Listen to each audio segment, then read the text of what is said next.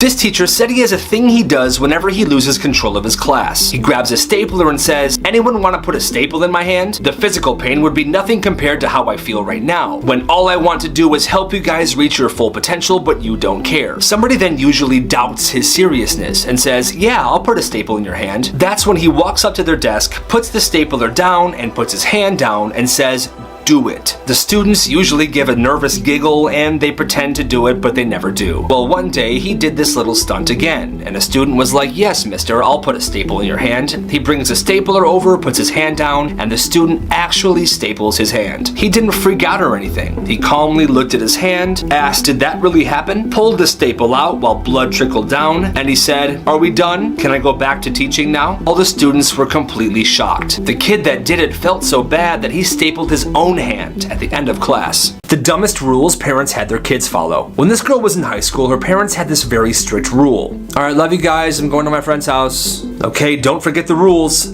"I won't." The rule was this: she had a curfew every night, and for every minute she was late after curfew, she would be grounded for a week. So if she was 2 minutes late coming home, she'd be grounded for 2 weeks. Well, one day she was stuck behind a train. Come on, come on, come on. It was one of those long trains. You know what I'm talking about. Well, it was passing for 10 minutes, causing her to be 10 minutes late, Marissa. Do you know what that means? You were 10 minutes. Honey, please, I got this. No. 10 minutes late is what? 10 weeks. Excuse me? 10 weeks. 10 weeks, very good. You're grounded for 10 weeks, now get to your room. Oh, God, I hate them so much. Stupid rule. What the heck? What's a pineapple doing in here? This mom is the worst. When this girl was in 7th grade, she was spending the night at one of her friends' houses. Well, it was time for bed, and they were in her room. "No, I think he likes you."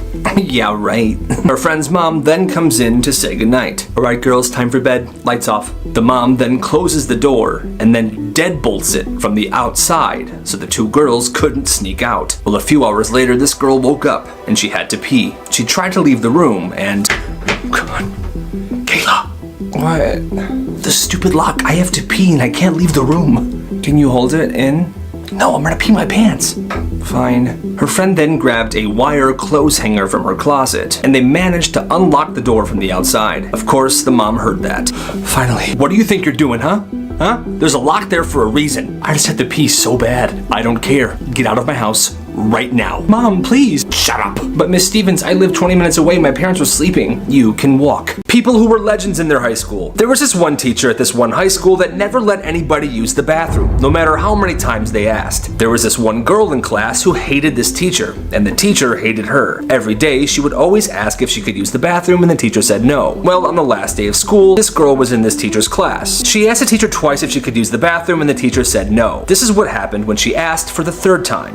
"Miss, can I please use the bathroom? I really have to go. I swear to God, if you ask me one more time, no, you may not." "Okay, fine, but just remember, you did this." The girl then stood up, stared at the teacher, and peed her pants. She got in big trouble, but she went home and told her parents about this, and her father was a urologist. Her father called the school, and this teacher got into huge trouble.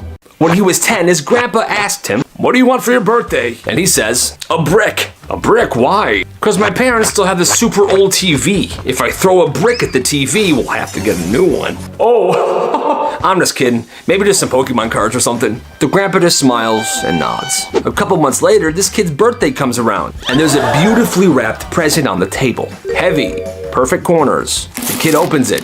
Inside was a single brick. The grandpa's losing it. "You're crazy. I can't believe you remembered."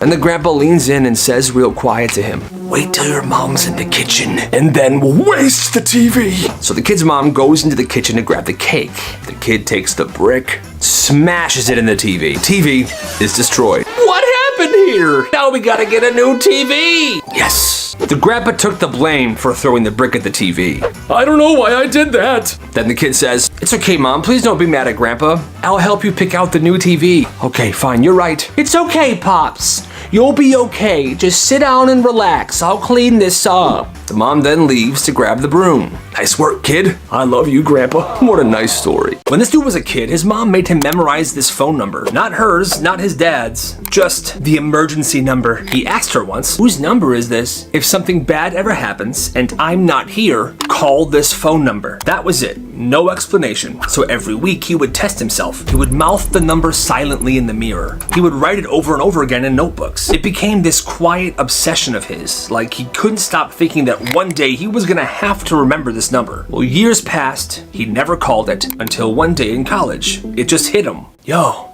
something just hit me. He still remembered every single digit, so he called the phone number. Big Dan's Pizza and Wings. Hello? I said Big Dan's Pizza and Wings.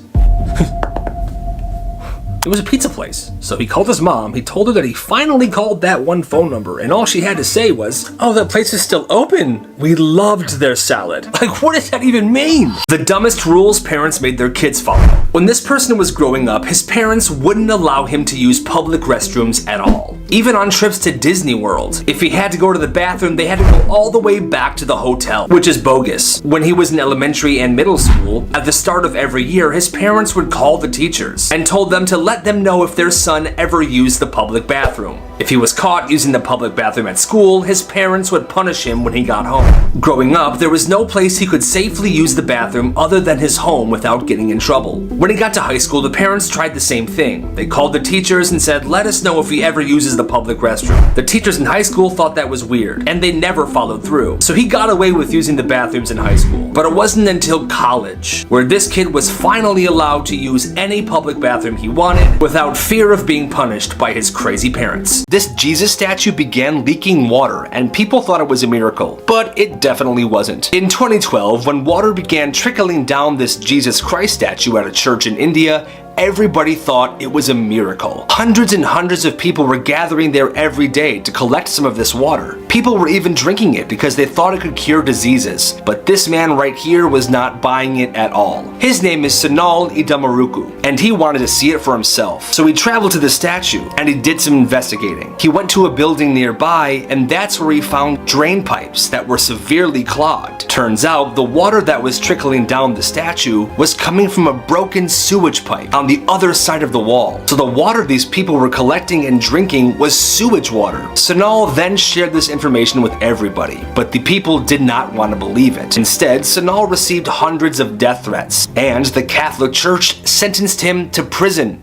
This school prank lasted for 2 years. It all began at this high school when a single rubber duck appeared in the school's water fountain. And nobody thought much of it. It was just a random duck. Who cares? Until the next day, 2 ducks, then 4, then 10. By the end of that week, there was rubber ducks appearing in every sink, every toilet, and even in students' lockers. Teachers were losing their minds. The principal, she was done. She kept saying on the intercom, "Whoever's responsible for the ducks, speak up now, please." Silence. Nobody confessed. So they gave up. They figured it would eventually sizzle out. But here's the thing, it never stopped. For 2 years, rubber ducks would randomly appear in the craziest of places. Ceiling tiles, inside the vending machines, somehow. One duck even appeared in the vice principal's car. It became a legend till this senior year. It was graduation. The principal was giving her speech when suddenly a banner dropped down. What was on the banner? A single rubber duck. This kid walked to the front of the stage and said, "It was me. It was always me."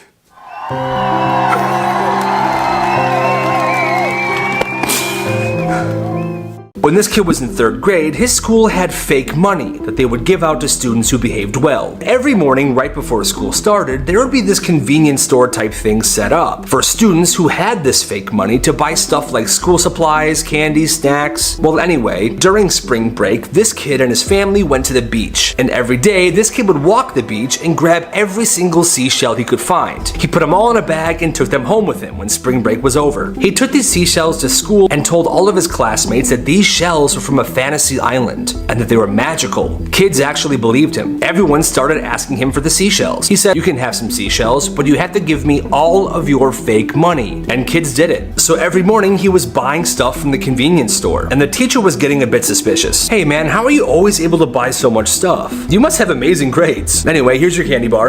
"Yeah, that's it. I have amazing grades. Thank you, mister." He eventually got caught and got 1 detention.